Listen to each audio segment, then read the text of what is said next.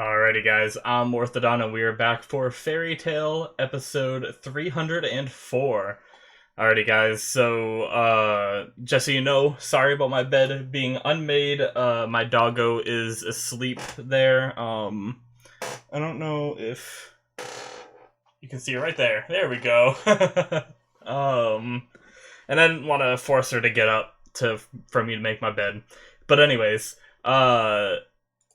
also, I don't know how I'm gonna do I kind of want to do a reaction to the opening for you guys, but I was told the opening was okay to watch after, um, at this episode, but I think the episode, or the opening changes now. So it's not gonna be, the opening isn't gonna be in this episode, I don't think. So we're gonna be skipping this one as well. So, sorry about that, I might just end up not doing it. I don't know. But anyways, I'll think about all that later. But yeah, so last episode was a very sad one. Towards the beginning, we had the whole deal with Gajeel being, sent to hell. He didn't, technically, he's not dead. It's just like he was transported to another dimension, and if nothing's done, he's probably gonna die there. I mean, unless he died immediately upon entering that dimension or whatever, but I feel like I was very sad while I was watching it, but part of me felt like I knew he was going to be coming back, like I talked about in discussion and stuff, and throughout the episode, I believe. And then I came up with a theory when Mavis got taken out of her crystal that she might do something similar to the Tenro tree on Tenro Island. She might have a way to funnel like magic power to everybody, because we also have Natsu and all of them who are over by what's it called? August, who got like blown up in like a pillar of fire. So I'm thinking somehow Mavis is gonna do something to save them all, but at the same time, we now have Lady Irene initiating like Universe 1, I think it was, and it was like, I think Zareth called it world restructuring magic or something like that. So I'm very interested to see what that is. I had some of my theories on that as well. But yeah, guys, I'm very much looking forward to it, so let's just jump right on into it. Alrighty, guys, so like usual, down in the description there's going to be a Vimeo link. You're going to click that Vimeo link, and that will bring you straight to the reaction. And then once you are done watching there, you can come back here to the YouTube video, where there will be a discussion that you can watch if you're interested in that. So yeah, go ahead and click that link right now, guys.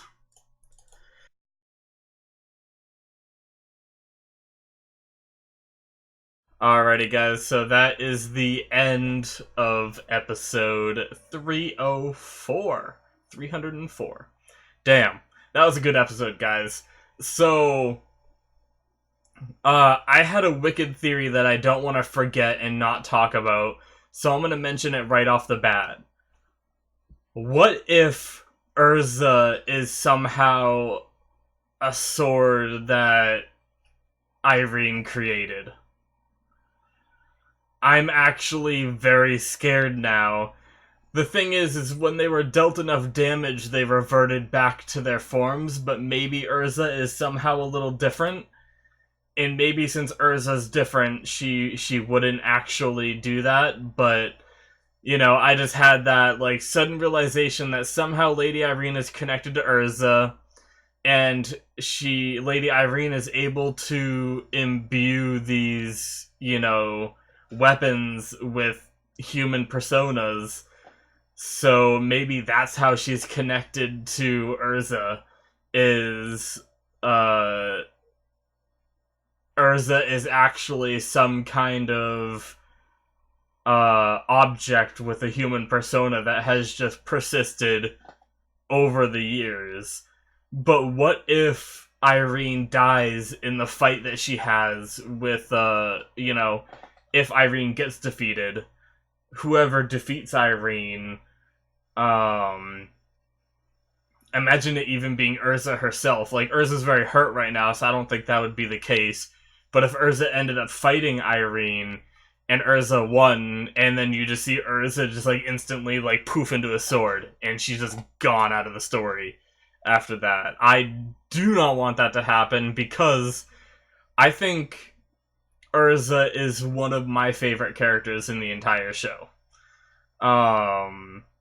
At least she's up there in like the upper tiers of characters. So, I mean, obviously we've been with her. You know, she's been there since like what, like, you know, episode like 7 or 8 or something, or I don't remember exactly what number, but when they started talking about her and, you know, hyping her up in the beginning of the show, back when, you know, they were saying, like, oh, Urza's terrifying, she can kick down 2 mountains with a single kick and stuff like that. They were, like, doing that stuff towards the beginning of the show, and then she showed up with, like, the giant, like, horn from a creature or something that was all, like, bedazzled by the people of the village that she saved from the monster or whatever. That was, like, you know, we've been with her for this long, it would really stink for that to be how her story ends. But, and you know, I keep talking about death, and they keep teasing it, and it never happens, so, like, same thing with Gagio, like, he's back, and, you know, so I don't know if they are ever gonna remove a character from at least the Fairy Tail Guild, you know? Because, sorry about that, by the way, I usually try to cut that out when it's in my videos, but I usually don't edit the discussions enough to notice it. That was my mini fridge tweaking out, so was that pop. You guys probably heard that too, sorry about that. It's weird, it does that all the time. It does like a little, like, amping down, like, weird, like, bubbly sound almost, and then it makes a pop immediately after. I hate it so much. But anyways, it's hard for me to commit to any theories where a character from Fairy Tail leaves a story, because I could be wrong, but I don't think they've killed any Fairy Tail members ever. Like, the biggest Fairy Tail deaths in a sense that we've had is the fake out with Lasana, and like going back in Fairy Tail Zero, like, Zera being fake and vanishing, in a sense, but that was even, like, before the guild was created, I believe, so, if I remember the order of that series enough. But, I don't think, I mean, I might be wrong, my memory might be messed up, but I don't think there's been any other, like, actual deaths or even really characters being taken out of the story, unless they're just like going off to train for a little bit or something. But anyways, regardless of all that, I hope that theory doesn't come to pass, but it would be friggin' crazy if it does. It was just something I had to get out there and talk about first, because I didn't want to forget. But talking about the rest of the episode, I usually try to do it starting from the beginning. So the Universe 1 spell, it restructured the land in such a way that Fiore is now 1/20th of its size, and it is, like, moved all the buildings around, all the people around, and basically, I don't know if making the landmass smaller was the intention or not, but we at least know that her primary goal of that spell was to move Xerath close to the Fairy Heart and move Acnologia as far away as possible. And we don't know where Acnologia is, but we know that she succeeded with the Xerath thing, so we can assume she succeeded with the Acnologia thing. And then as a consequence to that, everybody got all scrambled around, so did all the buildings and everything, and my theory I mentioned during the episode was that the landmass is 1/20th of its size, because I'm sure all that land had to be redistributed somewhere, right? I'm sure it didn't just vanish. So, you know, like, all that extra land probably just became, like, a ton of mountains. Like, we saw a decent amount of mountains in the few scenes that we saw, and, so, I mean, that's my guess is, you know, as to where all the extra land went. But we got a bit of a touch-up with every character.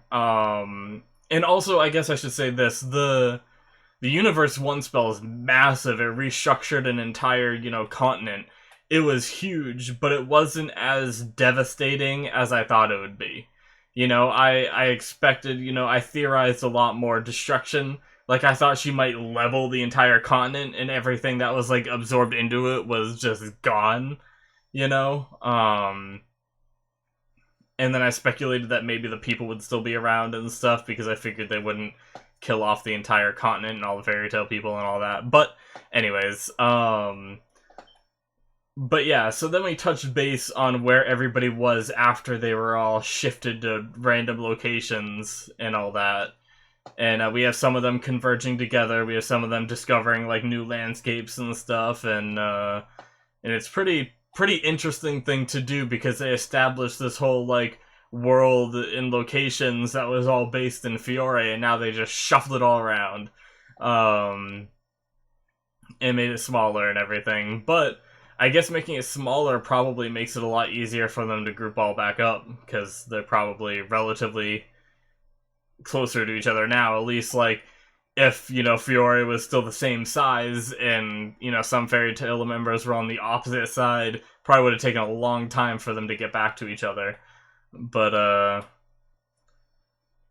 yeah, so it almost helps them a bit having Fiore being so small. But you would also think a continent, I mean, we also don't know how this world compares to ours, but if you took the US and made it like 1/20th of the size, I imagine the people would be like packed crammed all on the landmass, Like the landmass wouldn't have enough room for the amount of people, So that's one thing that's weird to me is like, I mean, I know they probably didn't want to do that, but what about all like the bystander people, All like the random people and just like the houses and everything in all the different like towns. And now this world might not have as many people, So maybe like all across Fiore there was only like 1 million people, and now Fiore could hold like, 1 billion people or something, and now 1/20th of the size, it can still hold that 1 million people fine, something like that. Who knows? We don't know exactly like all that with the world, but that was just something I just thought of. It's just like, where are all like the, innocent bystanders who are just living normal lives, and now all of a sudden everything is all fucked up. But yeah, the whatchamacallit, I got all distracted again. I guess we know that, I'm not sure if this happened before or after, but shoot, what's her name? Brandish was able to shrink August's wound. And now I think that's after all this happened. So I think he did survive the wound enough to launch that attack, but maybe he was still hurt a decent amount, and then she shrunk the wound. I don't think she like realized right away, like right after the stab, and shrunk it, and that's why he was able to do the attack. I don't think that's the order of those operations. We also didn't see Mest after his little like mess up, with Natsu, Happy. I think they did establish that though. They said Brandish and Mest were gone. So who knows where he's off to. They probably, the writers are probably like, well, after Mest's stupid decision, they're probably not going to want to see him this episode, so we'll just leave him out.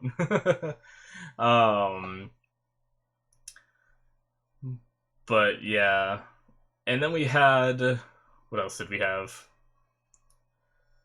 I'm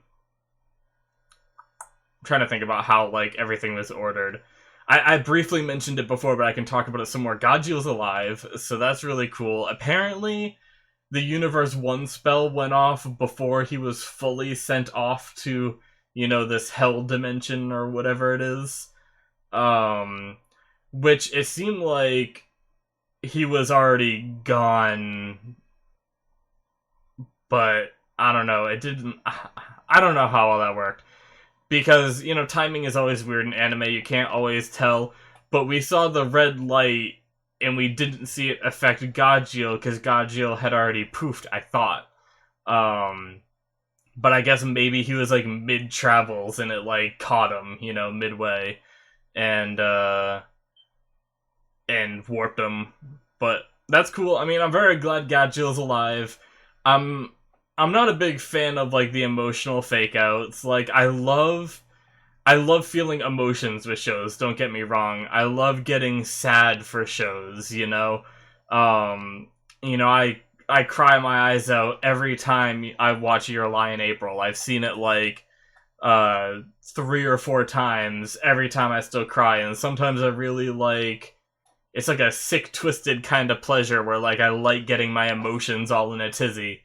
But I don't like it all being like it doing that just as a fake out. I'm not a big fan of that. That's one thing I've never liked about Fairy Tail is that they do that.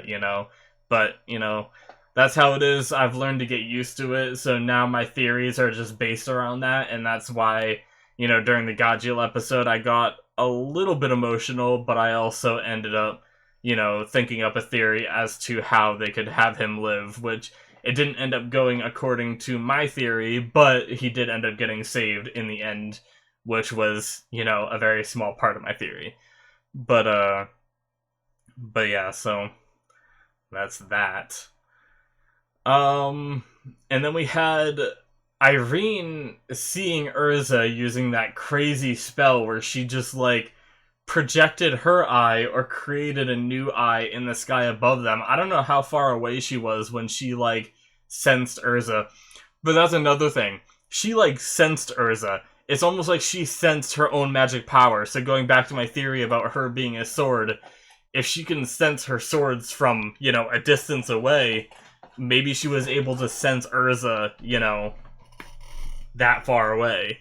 But we also don't know it. The angle of her view, I thought she was looking down from, like, a high point in the castle, like the Crocus Castle.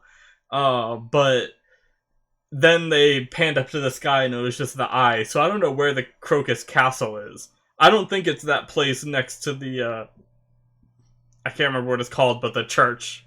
The Magnolia Church that's there. Then there's the other building there. I don't think that's where she is. But we also didn't get to see what happened either. So that's something very interesting, because she saw scarlet hair, she said, could that be? And then she just ended up popping up where Mira Jane was. So either something happened off screen, or she just decided that she wanted to go to her other swords first, rather than Urza. Like, maybe at the same exact time, she could sense her other swords were defeated or injured, or, she could tell they were in danger, so she headed in that direction. I don't know. So there's definitely a few different possibilities for how that situation could have gone. So I'm curious what's going to happen there. And the connection between Urza and her. And yeah, I just hope, if she is a sword created by, she might not be a sword. If she's an object given a human persona, if that's who Urza is, as long as she can't be controlled against her will by Lady Irene, or as long as she doesn't turn back into an object, then I don't care what she is. Like, Lady Irene could go on a rant about how she's an object created by her magic power and stuff like that. I'd still love Urza. I'd still love Urza even if she was controlled, and if she, turned back into whatever object she was and was no longer in the story. That'd be very sad and everything. I'd still like Urza, but I'd be, like, way more upset, at the situation. But if it's just something that Urza has to live with, like, emotionally knowing that she's just an object, then that's fine, honestly. But we don't know how that magic works. That's a whole theory that I'm going really in depth in, so... but yeah, I just wanted to touch on that because I realized that kind of fits with my theory about the whole, like, sensing her from however far away Lady Irene was. And that it could be, like, her magic power or whatnot, but... And Zera's back. We can talk about that for a little bit. Apparently, when they did a lot of, explaining in this episode as to how all this stuff works. Apparently, when Mavis was broken out of her crystal lacrima thing. It was like a hard reboot for her, which is what allowed her to wake up from her death, like death not death state that Zareth put her in, however many years, like 100 years ago or however long that was. Uh, and even Zareth was surprised to see her alive. He mentioned in this episode. And that hard reset, I guess, is what allowed Zera to be recreated. And now, since Mavis's magic power is even stronger, I mean, essentially she is limitless, so that might mean Zera might have access to limitless since she's created by Mavis, I'm not sure. But Zera's worried that as soon as Mavis sees Zera, she might vanish again. Which, we've seen her vanish before, so we're, like, emotionally ready for that, so I could see them doing that. But Zera said probably.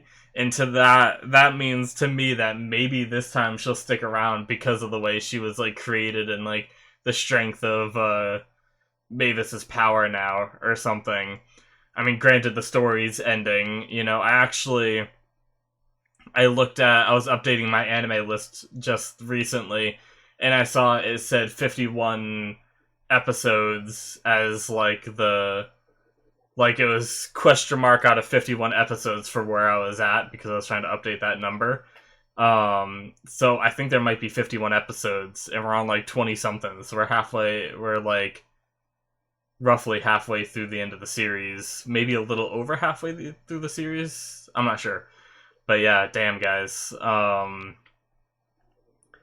But anyway, that's beside the point. I just want to mention that since we're talking about that. But even if Zera does stay, it'd just be like a happy ending for, Mavis and her, I guess. Especially since she's created from Mavis's magic. So Zera probably wouldn't age or whatever. So if Mavis does end up remaining this immortal being that can never die, she will at least have Zera with her through all of the ages, even if, all the fairy tale people die and all that, then she'll be fine. She won't be fine, not to say that, but she'll have someone with her. But anyways, the fight between Mira Jane and, the two swords of Lady Irene were really cool. Heine and, I can't remember the other one. Shoot. Anyways, it's really cool seeing Mavis's, like, original Satan Soul form again. I don't know, like, what the name of that one was. And I can't even remember the name of the new one. Sorry, I was too hyped that I was looking at the actual transformation. I wasn't reading the subtitles at the time. I realized she said it because I glanced down for, like, a second to look at it, but I didn't, like, it started with an A. But it was very cool.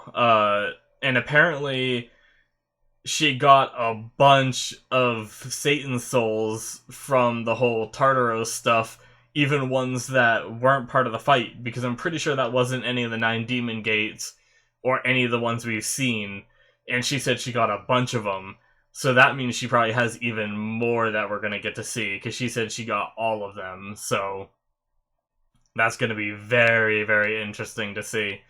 I like it as we, go. Basically, every time Mira's gets against a tough opponent, I'm just going to be like, what's she going to turn into this time to obliterate him in one move, But yeah, that was awesome. She created, like, a little mini nuclear mushroom cloud thing and just devastated her opponent, her opponents. There's 2 of them. But she seemed to use a lot of magic power between those 2 forms, and, they've been fighting this whole time too, so that's also a thing to note. She's like, please don't get back up, okay? That was funny.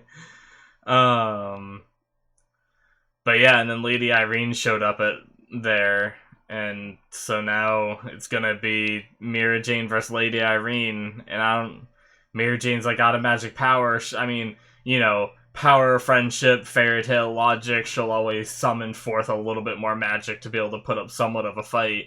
But I know Mira Jane's strong, but Lady Irene has just shown how crazy powerful she is. I don't know if Mira Jane will be able to take her. Now, I really want her to take her, but it'd be really cool to see Mira Jane take down Lady Irene. By the way, the human brain is amazing how I can be talking about one thing and think of something else at the same time. I just realized that. Because while I was just talking about that whole spiel, I just remembered the guy during the episode. I don't know if I kept it in the episode or not, but full-length people probably saw it. The 12th Spriggan member, Larcade. I just remembered his name. Just randomly while I was talking, it just popped into my head. But yeah, so that's the guy I forgot during the episode, Larcade. We haven't seen him show up. I don't know what he's up to. But we don't have many Spriggan 12 left, I don't think. Majority of them have been defeated. Because now we have Bloodman defeated.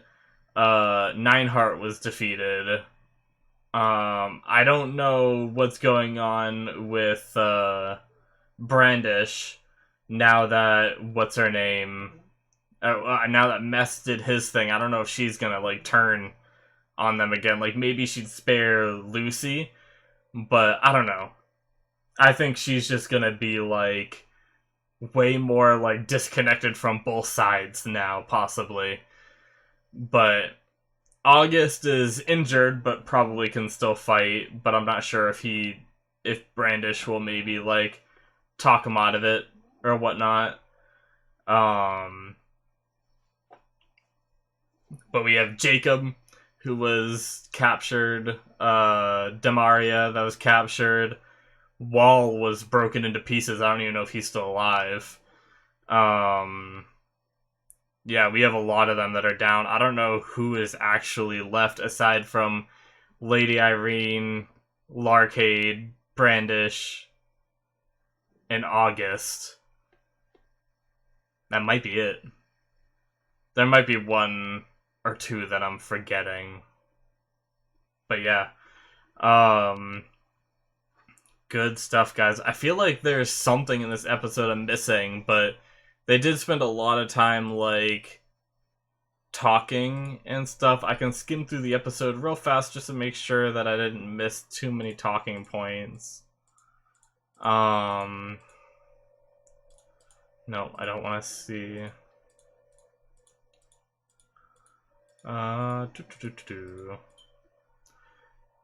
Oh, yes, I could talk about that a little bit. Tenro Island is now connected to the mainland. So, I don't know how Tenro Island's magic works that gives them, like, more magic power and prevents their death. I talked about this last episode that I was thinking, now that Mavis was free, maybe she would be able to, do something similar to whatever benefit Tenro Island has, and do that for Fairy Tail. But now that Tenro Island is connected to the mainland, does that mean they're gonna have Tenro Island's benefits, or is the mainland, like, too big of a size to be able to stretch across it, you know? Does the island need to be connected for it to work, or is it just, like, a radius around the island? I'm not sure. But if that ends up helping Fairy Tail, I could imagine that being a thing where, you know, Lady Irene said this is the first time she used the magic, it's not perfect, and it's, I could see that being, like, a negative effect of her magic, where she ends up helping the other side, like, a crap ton by bringing the sacred ground here. And I could see that just being a thing where she's like, well, it was the first time using it, looks like I made a mistake, kind of thing, you know? That'd be, like, interesting. And I thought another thing about Lady Irene was, I thought she was more, I guess, what are the words? I thought Lady Irene was more reasonable. Maybe that's not the right word. I thought she, like, I don't know. Basically, she seemed a lot more elegant, and you know, cool-headed and everything. But the way she suddenly just reduced Hisui to a mouse, which I'm assuming Hisui is going to be fine. I'm assuming there's going to be a way to reverse that magic or something, but it seemed like that was another hint that maybe that Urza could have been her daughter, and she's just not a fan of like the mother-daughter dynamic. That could be like a subtle hint, because he said like, you know, anything like just don't hurt my daughter, and she immediately hurts the daughter and just gives like an, you know, a crazy evil face. You know, maybe that's just something that like triggers her because of whatever happened with her and Urza and all that, you know. But yeah, she also has that scar on her stomach, which I had the stupid thought. Lady Irene had the scar on her stomach.